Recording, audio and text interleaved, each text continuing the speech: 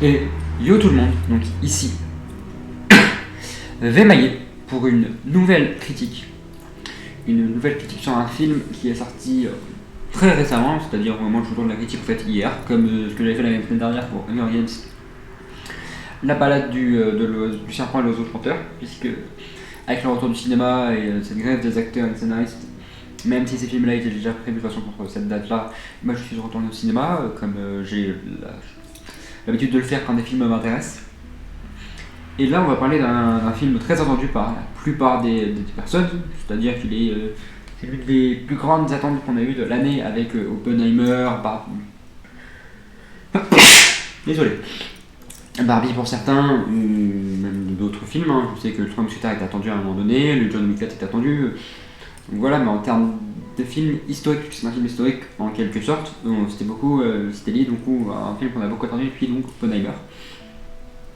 Un film avec des acteurs assez importants, dont l'acteur principal est un acteur qui a eu un Oscar il y a moins de 5 ans, et qui nous avait bluffé par sa performance dans le film dont je parlais, donc dans un film sur un personnage d'ici, je pense que vous savez déjà de qui je parle, et un film qui est porté aussi par un réalisateur qui nous a conduit de grands classiques, même si certains de ces derniers films n'ont pas tous été approuvés par le grand public, mais ils étaient plutôt bons.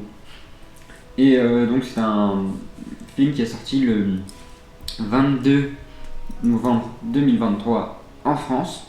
Je ne sais pas s'il est encore sorti aux États-Unis, mais en France il est sorti donc, le 22 novembre 2023, donc hier au moment où je vous parle. Et bien sûr, je vous parle d'un film sur un personnage important de l'histoire de France. C'est donc le film Napoléon, réalisé par Ridley Scott, avec Joaquin Phoenix dans le rôle de Napoléon et encore Vanessa Kirby dans le rôle de sa femme. Déjà, pour commencer, avant de faire la critique et de parler des personnages, il y a quelque chose d'important derrière ce critique avec spoiler, je préfère le prévenir, même si c'est vrai que je ne le plus maintenant, mais vous avez l'habitude. Un truc qui est d'assez important à souligner, c'est que c'est un film réalisé par un anglo-saxon. Ridley Scott est un anglais, donc il a quand même l'histoire de Napoléon, il est en Angleterre, donc ça va. Avec un acteur américain, je ne vois pas vraiment en quoi l'Amérique a été liée à Napoléon, mais bon, c'est un truc assez spécial. Surtout un personnage, je pense sur un personnage donc français, c'est-à-dire réalisé par un saxon avec des acteurs américains sur des personnages français. C'est très intéressant de se poser la question d'ailleurs de pourquoi cette histoire-là, pourquoi cette idée-là, mais bon, Ridley Scott a voulu faire ça. Ensuite, il faut aussi que je vous rappelle un truc, c'est que les seules bribes de souvenirs que j'ai de Napoléon, de l'histoire de Napoléon, c'est les cours d'histoire. Et encore, c'était pas la partie que je préférais le plus en histoire, l'histoire sur Napoléon. Donc j'ai retenu quelques trucs, mais très peu de choses. En fait, je suis vraiment allé voir ce film sans connaître toute l'histoire, sans me rappeler de toute l'histoire de Napoléon, donc ce qui fait que j'ai plutôt apprécié le film, même si du coup, c'est sûr et certain que Ridley Scott a eu des libertés. Et il y a un autre point très triste pour ce film-là, c'est que c'était un film qui a duré 2h30 au cinéma. Là où il était censé sortir sur Apple TV, il devait durer 4 heures. Malheureusement, il n'a pas duré 4 heures. Et on nous avait même dit que ça devait durer 3 heures au cinéma. Et je n'ai d'ailleurs pas compris pourquoi un film ne pouvait pas passer pendant 3 heures ou 4 heures au cinéma, alors qu'on a eu il y a plus de 20 ans presque, 10-20 ans, des Seigneurs des Anneaux qui duraient 4 heures en version longue, qui sont quand même sortis au cinéma. Donc je ne vois pas pourquoi ça n'a pas pu fonctionner cette fois-ci. Et donc on peut commencer par parler des personnages, sachant qu'il y en a peu, puisqu'en fait c'est vraiment deux personnages principaux qui sont liés et après les personnages historiques. Donc on va bien sûr parler de suite par Napoléon, joué par Joaquin Phoenix. Pour dire, Joaquin Phoenix ça montre assez bien le côté déjà déterminé de Napoléon. On le voit dès le début à Toulon, qui est d'ailleurs une bataille que je ne connaissais pas, donc c'est quelque chose de bien. Scott nous a parlé d'une bataille qui, si je me souviens bien dans mes souvenirs, même si je m'en rappelle plus trop, je crois qu'on ne nous avait pas jamais vraiment parlé en histoire. Et à Toulon, il va aller, même si son cheval se fait défoncer par les Anglais avec un boulet de canon, il va pas se gêner pour monter à l'échelle et prendre du coup une ramparde de Toulon, prendre du coup ce moment des navires anglais, donc il était prêt à tout. Et en tant que pourtant simple commandant, qui va d'ailleurs passer général. Et quand on dit prêt à tout, il était toujours prêt à tout, il a été Il était prêt à tout pour avoir un enfant, ça on en parlera aussi, c'est important quand on parlera de l'impératrice Joséphine, parce que c'est assez important. Il est allé jusqu'en Égypte, d'ailleurs il est allé sur les images, un des points faibles, il est assez bizarre que Ridley Scott a mis en place, c'est Napoléon qui bombarde les pyramides d'Égypte alors que c'est un des monuments historiques et que personne n'aurait jamais osé. Donc c'est un peu faux, mais bon, ça montre aussi l'ampleur et la force de ce mec. Et il va aller jusqu'à être du coup consul, empereur aussi d'ailleurs. Il va être conseiller d'être roi et après il va finir empereur. Et d'ailleurs je parlerai de ça dans les points négatifs, parce que je fais un petit point aussi sur les points négatifs, parce qu'il y en a quelques-uns. Quelqu'un qui était aussi prêt à aller jusqu'en Russie pour s'en prendre alors au tsar Alexandre Ier qui l'a trahi puisque de base il devait être allié. Un homme qui était prêt aussi à faire souffrir ses adversaires. On a 10 minutes même pas sur la bataille d'Austerlitz, ce qui est très peu, où en fait on le voit, les Autrichiens, non pas, les Autrichiens et les Russes dans la même armée, dans la coalition d'armées, qui sont sur la glace et qui veulent s'enfuir l'action à la glace, et Napoléon qui demande de bombarder le glacier, enfin la glace, pour qu'eux ils puissent disparaître. Il était vraiment prêt à tout. Et il va aller même revenir de l'île d'Elbe quand il a été mené les Ulpes pour la bataille de Waterloo qu'il a perdu. Il finira d'ailleurs par se faire du coup ensuite aller jusqu'à Sainte-Hélène, enfin exilé jusqu'à Sainte-Hélène, ça va dire nous emmener tout, en fait, du moment où il est commandant, donc de la mort de Marie-Antoinette, même s'il n'était pas présent, mais là il le montre, au moment où en fait il a suivi Sainte-Hélène. C'est après la grande partie de sa vie, en fait, c'est surtout dans sa bataille.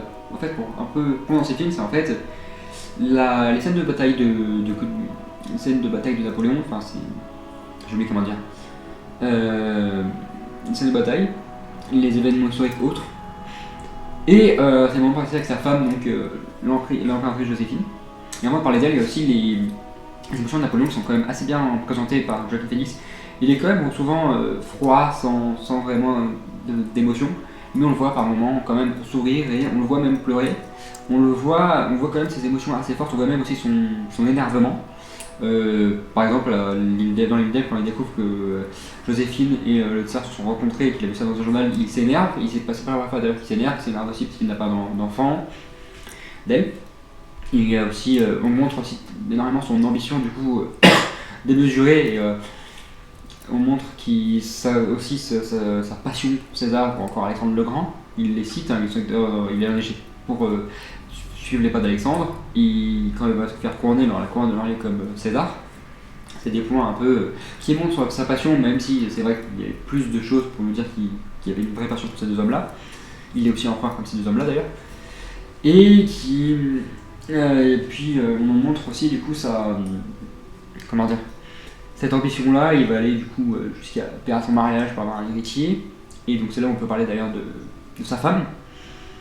Donc de l'impératrice Joséphine, je vais parler de sa Kirby, qui est donc une femme assez quand même forte, qui ne se laisse pas faire, qui a eu plusieurs maîtres et maîtres, qui a d'ailleurs qui a eu un maître pendant la campagne en Égypte du coup de Napoléon, qui va le forcer à revenir en France, qui va pourtant ne plus en avoir après, et elle va subir toutes les envies de Napoléon de faire l'amour, parce qu'il en a beaucoup, parce qu'il voulait absolument un héritier qu'elle n'a jamais pu avoir, et la seule façon qu'ils aient pu savoir si c'était sa faute, elle ou lui, c'est demander à Napoléon d'aller dans le lit d'une jeune femme de 18 ans.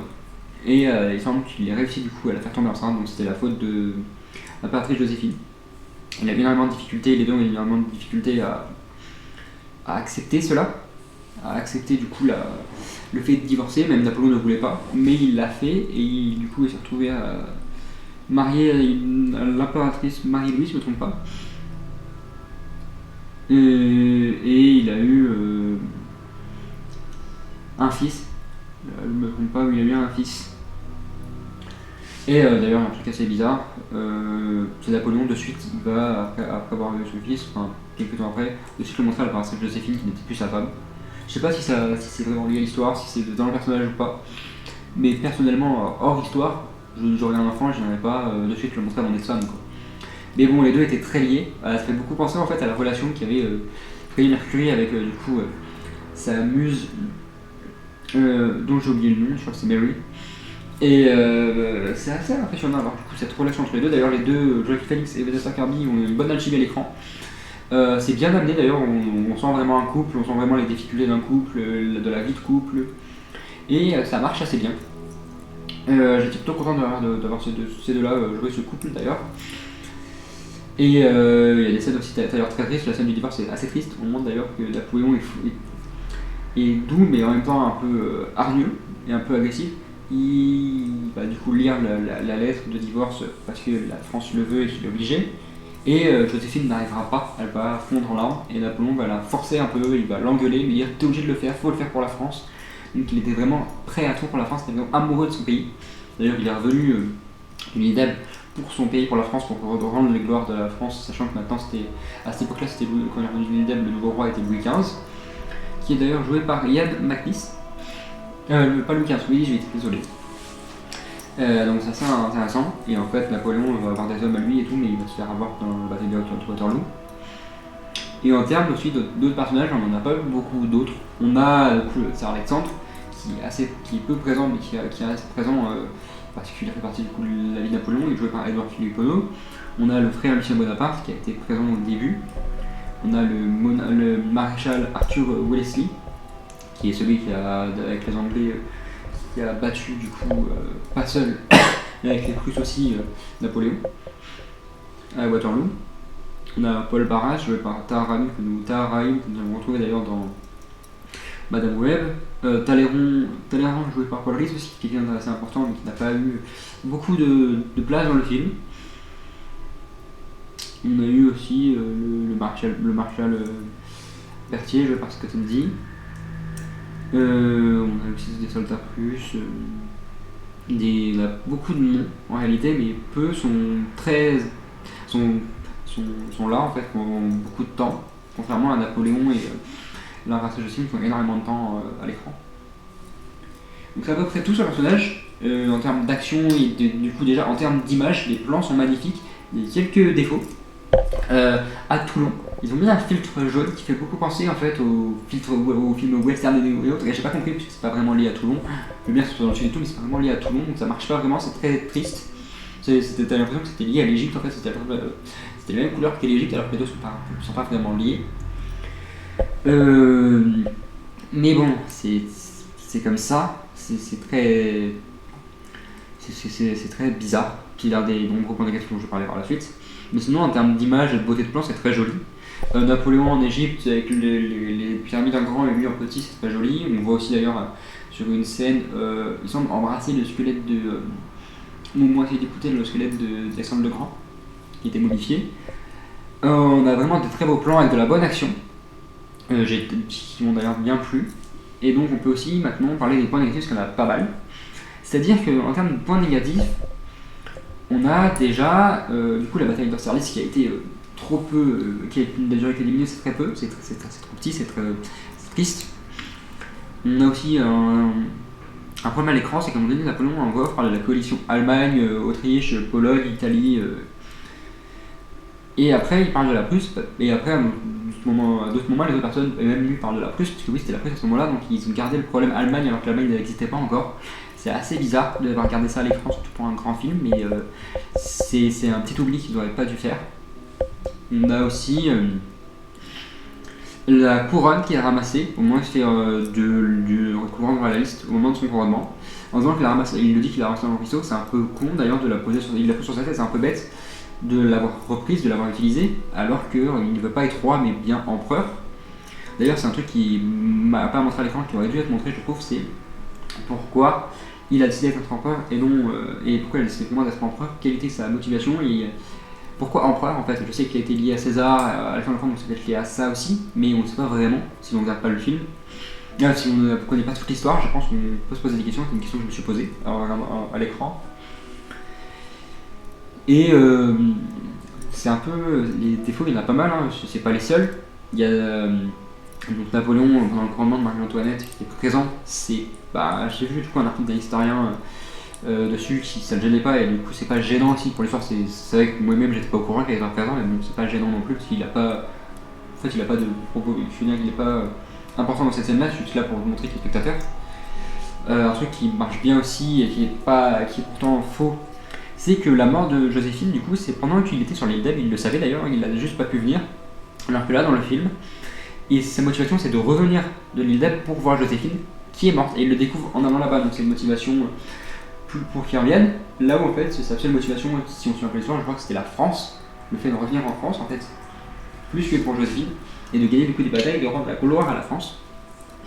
Donc c'était plutôt ça.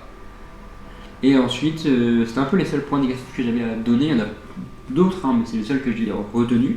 Même s'il y a aussi, je pense, moins négatif, juste la présence de Napoléon et de l'impératrice Joséphine, et pas d'autres personnages qui sont importants dans sa vie. Et sinon, il y a la musique aussi qui est bien. C'est beaucoup de musique extra-diégétique, donc hors de la scène, qui marche bien, qui sont présentes, qui ne desservent pas l'action, mais qui l'embellissent presque, qui font monter le suspense, qui te permettent en fait d'entrer dans l'histoire, d'entrer dans le film, d'être, de vraiment avoir les sensations que tu aurais si tu étais dans ces champs de bataille là. Donc ça marche assez bien. On a aussi les musiques du coup, on a des chants français par moment aussi. On a de la musique aussi pendant les batailles puisqu'il y a les tambours. Donc franchement, entre l'action, la musique, les beaux plans, c'est plutôt bon. Bien sûr, c'est un film que je peux vous conseiller de voir parce que c'est du Ridley Scott, joué par Joaquin Phoenix qui est un très bon quand même acteur. Et quand je vous parlais du coup du film qui nous avait bluffé, dans lequel nous a bluffé, c'était mon Joker. Et je peux que vous conseiller de le voir. Après, c'est un film auquel je donnerais une note de 3,5, donc ça va jusqu'à du coup 7 et 14 sur 20, donc c'est pas mauvais non plus.